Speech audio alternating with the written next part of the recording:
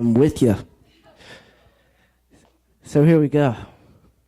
So I had just finished my ninth grade year of high school, and her name was Whitney Booker. And Whitney was a blonde-haired, blue-eyed, cheerleading beauty, is what she was. And so she had signed up to go on this mission trip that her youth group was going on, and that my youth group was also participating in. And because I was, I grew up as a preacher's kid. Some of you may not know that. And so because I was such a good Christian, I also wanted to sign up for this mission trip. And so that's a complete lie. The only reason I signed up is because Whitney was going, and it was going to be about a 17-hour van ride. And I mean, honestly, like I was a smoozer, so I thought that 17 hours was give me enough time to like get in good with Whitney, and so I took the opportunity. I'm an opportunist, and so anyway, so I signed up for this mission trip, and we're going to Mingo County, West Virginia. Anybody ever been to Mingo County, West Virginia? No, there's no. Oh, one person. Oh, there's one person. Oh, two. There are two people on the face of the planet, besides myself, who have been to Mingo County, West Virginia. And so I was going with this organization called Appalachian Service Project. And so we're going to Mingo County, West Virginia.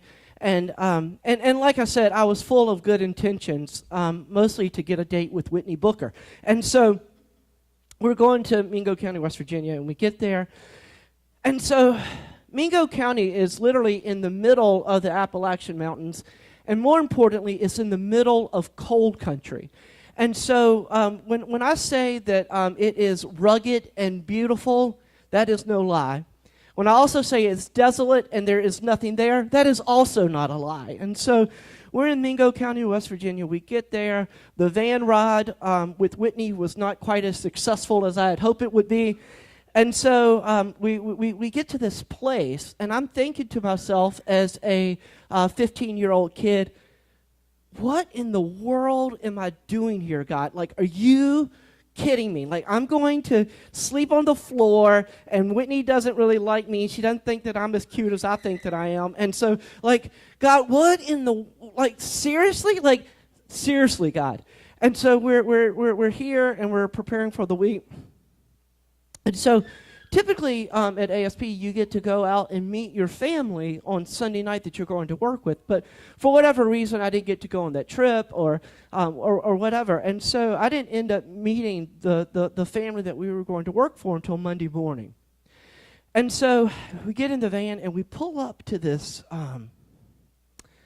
To call it a house is really an overstatement. Like, it's more of a dwelling that has like some sort of roof on it, right? And so we pull up to this place, and I would say, if I had to guess, the square footage was probably about this corner of the room right here to about right here. It was tiny. I'm like, oh my, what?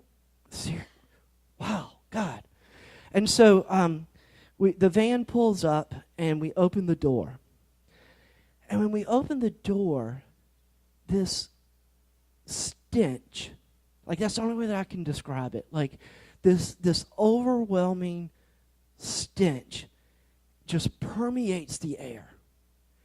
And it was as if like you had run into a brick wall. Like that's how potent this smell was. And I wish I could do a good job of describing how bad it was, but it was bad.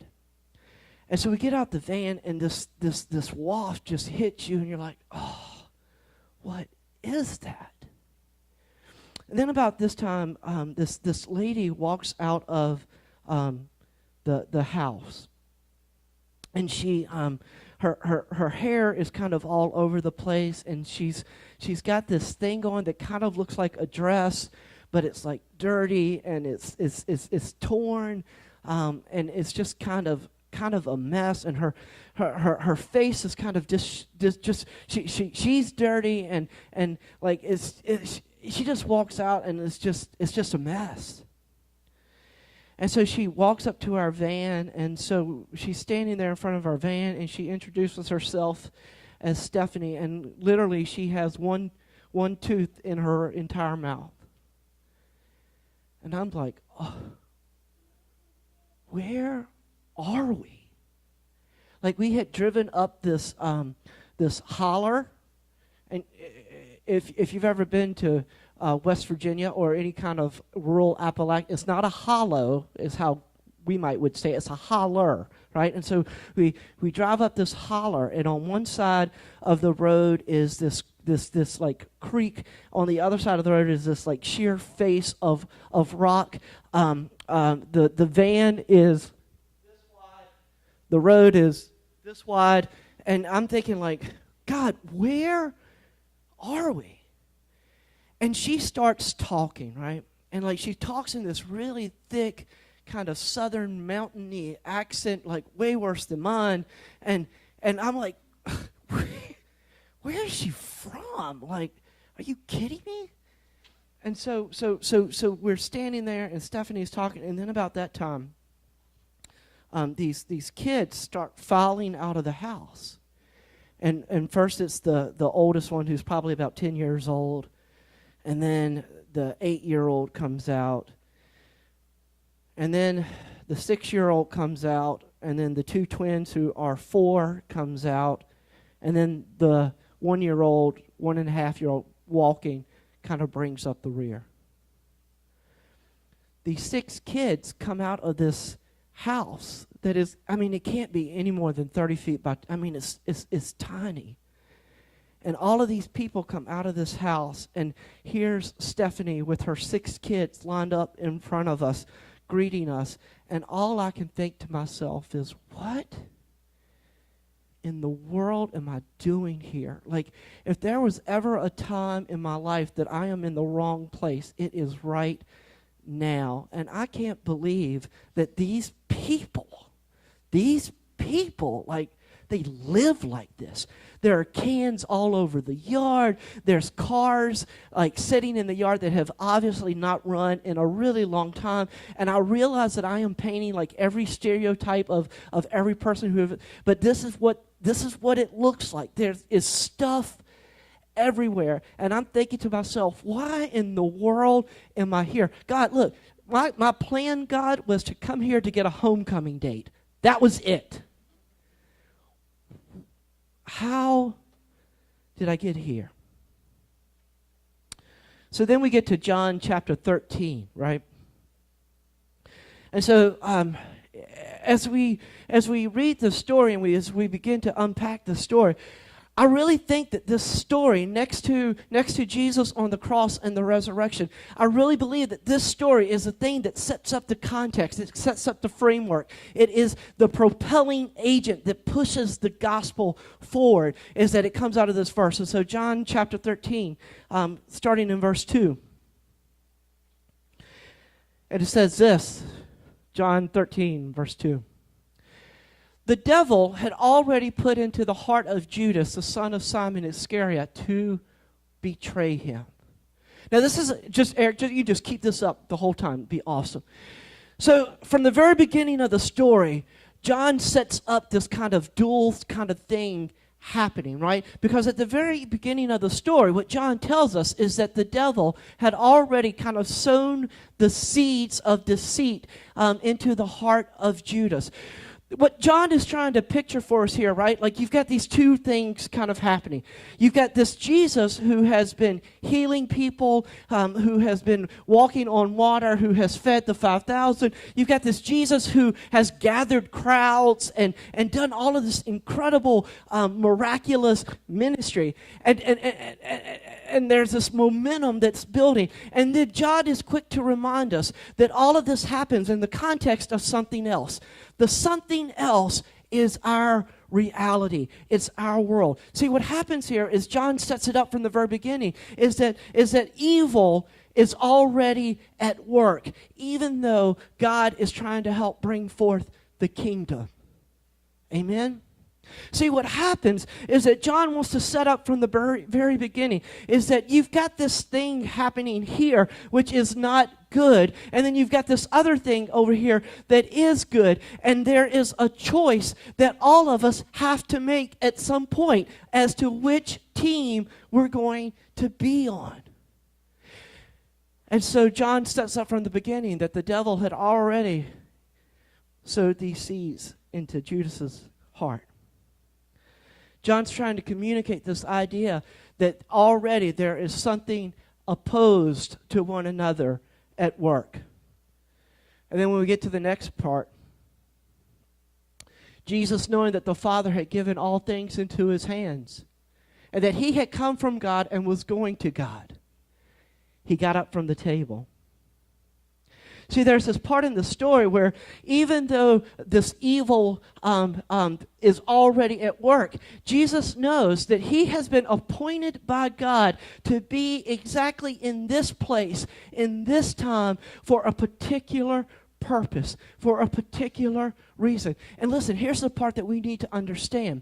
The fact that Jesus has been given this authority means a couple of things. One, it means that God has said to Jesus, Jesus, they're all yours. The other thing that it means is that Jesus has a choice. Jesus has a choice. And so when he is sitting here with his disciples, his best friends, the ones who he has gathered and he has called and they have followed him, those disciples, when Jesus is sitting at the table with those disciples, he knows what's in Judas's heart. He knows that there is evil beginning to work in his heart. And what does Jesus do? He has the choice. Jesus could easily have gotten up from the table and walked out the room. Walked out the room. He could have been done with the whole thing. But instead, when Jesus gets up to the table, he does something incredible. Instead of choosing to leave, Jesus chooses to stay. Because Jesus knows that God has put him here for a particular plan, for a particular purpose, and in this particular time. Have you ever ended up in a place in your life and looked up and said, God, what in the world am I doing here? How did I get into this place? God, what are you doing to me? Right? Like we get into these trials and we get into these tribulations and we get into these really difficult places of life and we're like, God, why am I here? I didn't sign up for this. I seriously signed up to get a homecoming date. That is why I signed up, God. Like, what in the world am I doing here?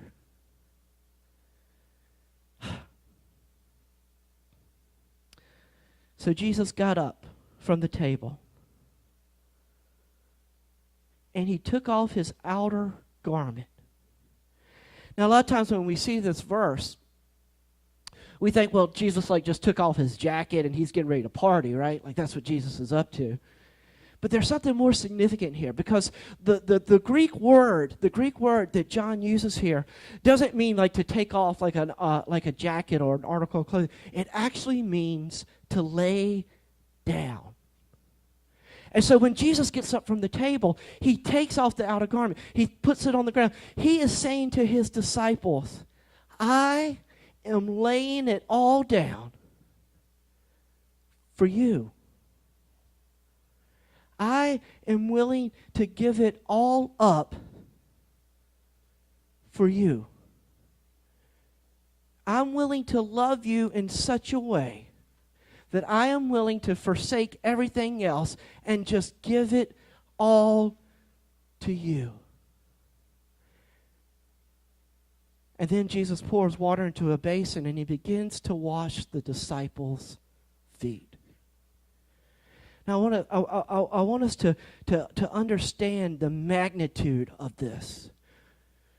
Because the role of washing feet was the role that the lowest of the low slave, that was their job. And so the lowest of the low slaves are the ones who are the foot washers. And I don't know if you've ever put this into context, but in first century Palestine, they didn't have the Henrico sewer system that took everything away, right? All of the stuff is in the middle of the street. It's in the middle of the road. And so all of Jesus' disciples would have had on these cool Birkenstock sandals, right? And so they're walking in the middle of the street. The streets are dirty, they're filthy, there is stuff everywhere. And so literally, when the disciples come in for this Last Supper, their feet are covered in all kinds of mess. And Jesus is the one who gets up from the table, he lays himself down, and he begins to wash the mess off of the disciples' feet. Say amen if you can. Are you kidding me? This is Jesus who is washing the disciples' feet. Look, this is God washing the disciples' feet. The God who made everything. The God who created the heavens and the earth. The God who breathed the breath of life into Adam and into Eve. That God is the God who is washing our feet. Our feet. That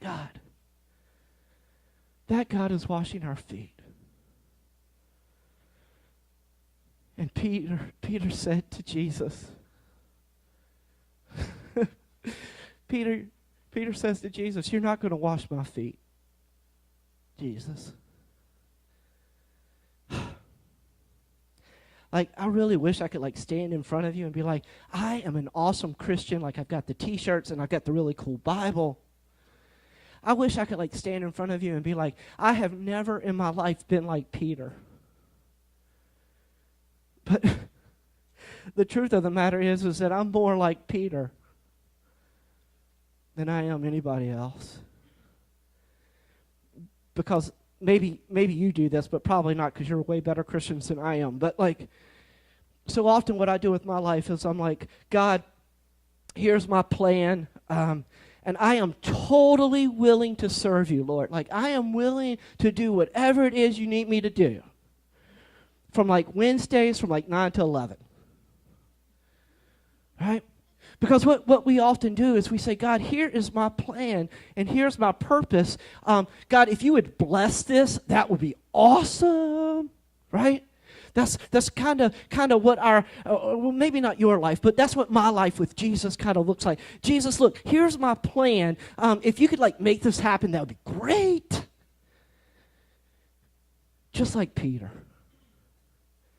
And Jesus is like, Peter, I love you, bruh, but you're an idiot. That's not the way this whole thing works. Peter, if here's the deal.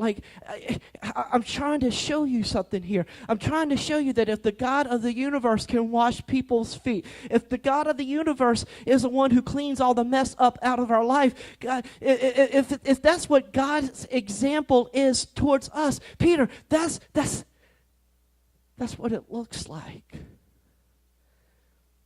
That's what it looks like. So that Monday in Mingo County, West Virginia, was rough. And I did everything I could to stay away from Stephanie and those little kids. And then Tuesday came. And for whatever reason, maybe God just has a really warped sense of humor. God put me in this place where I was spending a lot of time with Stephanie on Tuesday. I was helping her to do this stuff, and we're trying to another group had built a well for her, and so we're trying to get the water from the well into her house because she didn't have running water inside the house. And so because of that, I'm having to spend a lot of time with Stephanie. And then on Wednesday, I spent a lot of time with Stephanie again, and now I've got to spend time with these kids. So we did piggyback rides. And I put flowers in my hair because I had hair then. Seriously, God? Like, this is where you're going to put me? And then on Thursday, I spent almost all day with Stephanie and her family. And something happened in those 4 days. Like, there was a part of me that began to understand a little bit more about Stephanie's story. So the reason why she had all of the cans and stuff all over her yard is because at the end of the month, when all the money ran out, she would collect all the cans and take them to the local recycling center, and she would take the $15.18 that she made from recycling all of this stuff in her yard, and she would use that to buy groceries for the rest of the week until there was more money.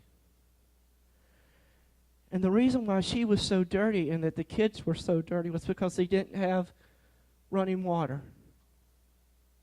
Who doesn't have running water?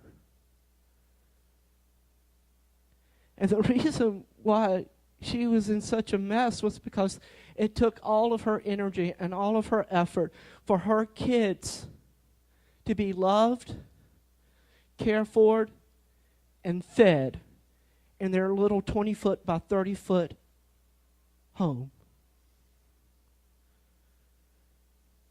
See, when you begin to understand where people are and you begin to understand people's stories, all of a sudden, when Jesus is washing the disciples' feet and Jesus is willing to lay it all down for his friends, that's when we begin to understand what this actually looks like, what it really looks like when the rubber hits the road, what it really looks like when we lay our life down for somebody else. So then we got to Friday. I'm a 15-year-old kid, almost 16. And on that Friday afternoon, when I left Stephanie and her kids, I was leaving my family too. When I left Mingo County that Friday afternoon, I left a little bit of my heart there with them. And what's truly amazing is that smell that I experienced the first day wasn't there anymore. And these kids weren't dirty and a pain anymore. They were my family too. And Stephanie became this incredible person of faith and strength and fortitude and persistence and a model to me about what love looks like when you give it all away. In fact, Jesus kind of put it like this. So if I, your Lord and teacher, have washed your feet, so you ought to wash one another's. For I have set you an example that you should do as I have done to you. Brothers and sisters, we are made to love. We are made to love.